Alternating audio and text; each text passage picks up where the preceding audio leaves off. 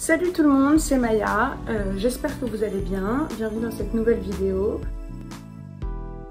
J'ai une robe nuisette, un peu, Zara en satin.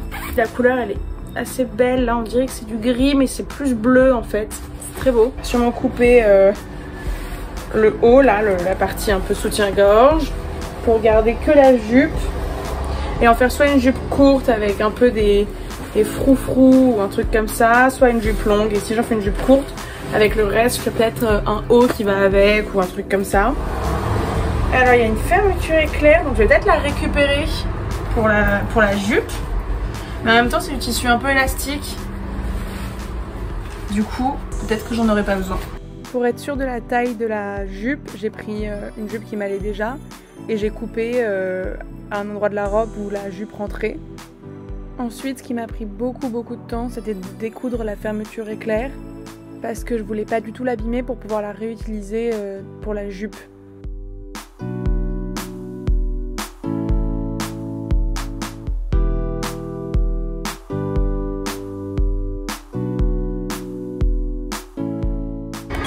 J'ai une fermeture éclair et je vais la mettre sur le derrière et du coup en plus je pense que ça va agrandir un peu la jupe.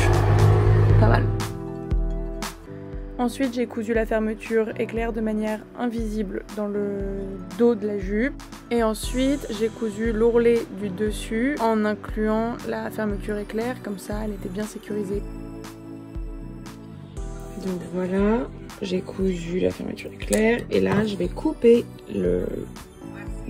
à peu près vers là pour faire des petits volants et peut-être qu'avec le reste je ferai un autre volant ici peut-être.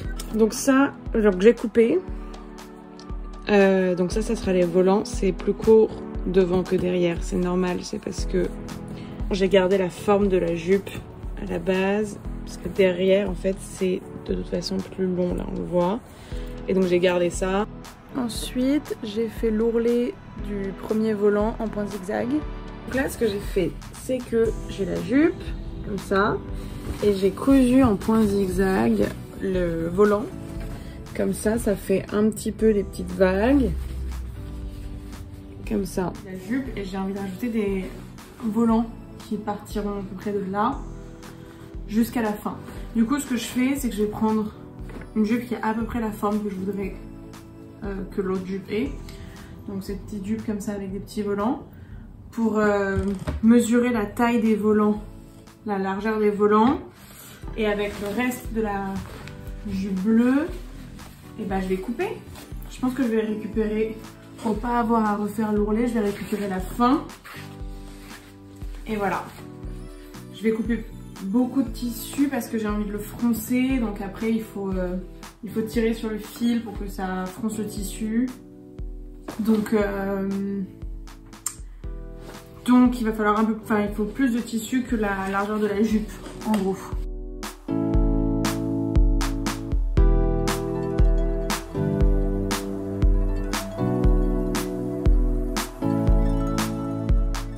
Après avoir mesuré la taille des volants, j'ai fait des points sur le tissu avec un crayon à papier pour voir à peu près où est-ce que j'allais couper. Au final, j'ai un peu fait à l'œil parce que je voulais des volants un peu plus grands que sur l'autre jupe. Et aussi, j'ai décidé de couper en diagonale, donc c'est-à-dire de commencer, il me semble, avec 20 cm et finir avec 10 cm à la fin de largeur pour que le volant soit de plus en plus petit, plus il va bas sur la jupe. Et j'ai repassé l'ourlet pour que ce soit plus facile à coudre.